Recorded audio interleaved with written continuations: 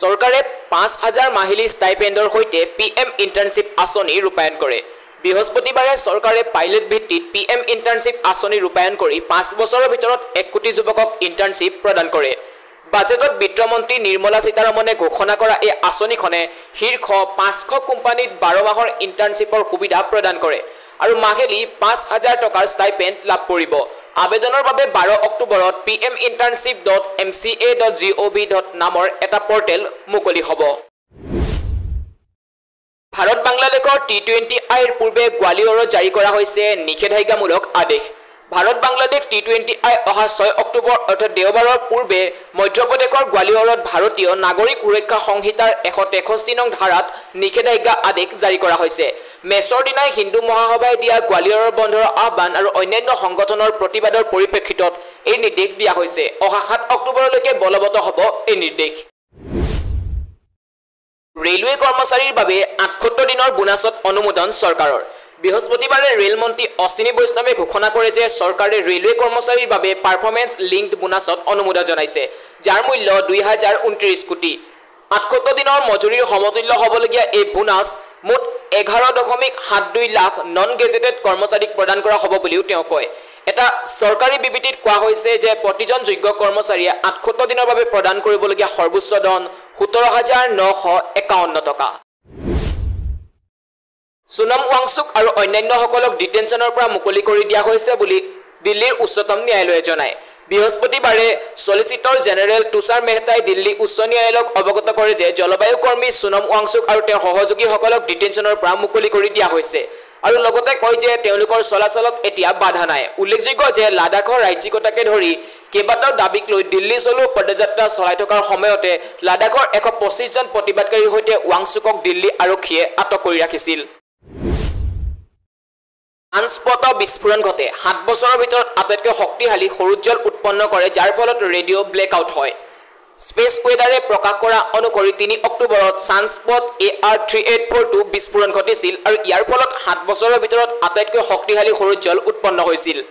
প্ৰতিবেদনত কোৱা হৈছে যে এই জুইকুৰাৰ বিকিৰণে পৃথিৱীৰ বায়ুমণ্ডলৰ ওপৰ অংশ আয়নীকৰণ কৰি আফ্ৰিকা আৰু দক্ষিণ আটলাণ্টিকৰ ওপৰত গভীৰ চুটি তৰংগৰ ব্লেকআউটৰ সৃষ্টি কৰে। ইয়াত লগতে কোৱা হৈছে যে হাম ৰেডিঅ' অপাৰেটৰসকলে হয়তো কিছু সময়ৰ বাবে 30 মেগাহাৰ্টজৰ তলৰ কম্পনাংকত সংকেতৰ ক্ষতি হোৱা লক্ষ্য কৰিছে।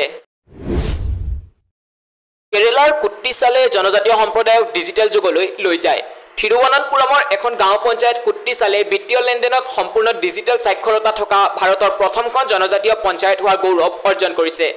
ডিজিটেল পেমেণ্ট সাক্ষৰতাৰ জৰিয়তে ভাৰতৰ জনজাতীয় জনগোষ্ঠীক সবলীকৰণৰ লক্ষ্যৰে PN পেনিকৰ ফাউণ্ডেশ্যনৰ নেতৃত্বত এক বৃহৎ পদক্ষেপৰ অংশ এই কৃতিত্ব অৰ্জন কৰিবলৈ সক্ষম হৈছে। চেন্নাই মেট্ৰ' ৰেল প্ৰকল্পৰ দ্বিতীয় পৰ্যায়ত কেন্দ্ৰৰ অনুমোদন। কেন্দ্ৰীয় কেবিনেটে চেন্নাই মেট্ৰ' ৰেল প্ৰকল্পৰ দ্বিতীয় পৰ্যায়ৰ বাবে পুঁজিৰ অনুমোদন প্ৰদান কৰে। তামিলনাডু চৰকাৰে পুঁজি আবণ্টনৰ বাবে বাৰে বাৰে অনুৰোধ জনোৱাৰ সময়তে এই কথা প্ৰকাশ কৰিছে। দ্বিতীয় পৰ্যায়ত ৩টা কৰিডৰ থাকিব, যিয়ে মুঠ ১১৮.৯ কিলোমিটাৰ আৰু ১২৮টা ষ্টেচনত বিস্তৃত হ'ব। ইয়াৰ বাবে ৬৩,২৪৬ কোটি টকা খৰচ হোৱাৰ সম্ভাৱনা আছে আৰু ২০২৭ চনৰ ভিতৰত ইয়াৰ কাম সম্পূৰ্ণ হ'ব বুলি জানিব পৰা গৈছে। ভাৰতত ৪টা নতুন খুচুৰা বিপণী অৰ্থাৎ ৰিটেইল ষ্ট'ৰ খোলাৰ পৰিকল্পনা কৰিছে এপলে, প্ৰতিবেদনত প্ৰকাশ। খবৰ অনুসৰি এপলে বেংগালুৰু, পুনে, দিল্লী, NCR আৰু মুম্বাইত ৪টা নতুন খুচুৰা বিপণী মুকলি কৰাৰ পৰিকল্পনা কৰিছে। বৰ্তমান ভাৰতত নিৰ্মিত iPhone 16 Pro আৰু 16 Pro Max স্থানীয় গ্ৰাহক আৰু ৰপ্তানিৰ বাবে উপলব্ধ হ'ব। ভাৰতত এপলৰ ক্ৰমবৰ্ধমান বিনিয়োগ চৰকাৰৰ PLI আঁচনিৰ দ্বাৰা সমৰ্থন লাভ কৰিছে। ইজৰাইল হিজবুল্লাহ যুদ্ধৰ মাজতে দেশসমূহে লেবাননৰ পৰা নাগৰিকক কেনেকৈ উলিয়াই আনিছে। লেবাননৰ বাহিৰৰ বিমান সংযোজনৰ বাবে বিমান সংস্থাসমূহৰ সৈতে কাম কৰি আছে আমেৰিকাই। ব্ৰিটেইনে লেবানন এৰি যাবলৈ নাগৰিকসকলৰ বাবে সীমিত সংখ্যক বিমান চাৰ্টাৰ কৰাৰ বিপৰীতে ৰাছিয়াই একে কামৰ বাবে বেইৰুটৰ পৰা বিশেষ বিমান ব্যৱহাৰ কৰিছে। অষ্ট্ৰেলিয়াই লেবানন এৰি যাবলৈ নিজৰ নাগৰিকসকলৰ বাবে কেইবাখনো বিমান সংস্থাৰ আসনৰ আয়োজন কৰিছে আৰু কানাডাই অষ্ট্ৰেলিয়াৰ সৈতে সহযোগিতা কৰি নাগৰিকসকলক সাগৰীয় পথেৰে উলিয়াই অনাৰ কাম কৰিব বুলি জানিব পৰা গৈছে। জ্যোতিৰ্বিজ্ঞানীসকলে সূৰ্যৰ আটাইতকৈ ওচৰৰ একক তৰা বাৰ্নাডৰ তৰাটোক প্ৰদক্ষিণ কৰি থকা বাৰ্নাড বি নামৰ এটা সৰু শিলৰ বশিষ্ঠ আৱিষ্কাৰ কৰিছে। বাৰ্নাড বিৰ ভৰ শুক্ৰৰ অন্তত আধা আৰু পৃথিৱীৰ 3.15 দিনত কক্ষপথ সম্পূৰ্ণ কৰে বুধ গ্ৰহ সূৰ্যৰ তুলনাত ইয়াৰ তৰাটোৰ 20 গুণ ওচৰ চাপিছে ইয়াৰ পৃষ্ঠৰ উষ্ণতা 125 ডিগ্ৰী সেলসিয়াছ পৰ্যন্ত হয় যাৰ ফলত ই বসবাস কৰিব নোৱাৰা হৈ পৰে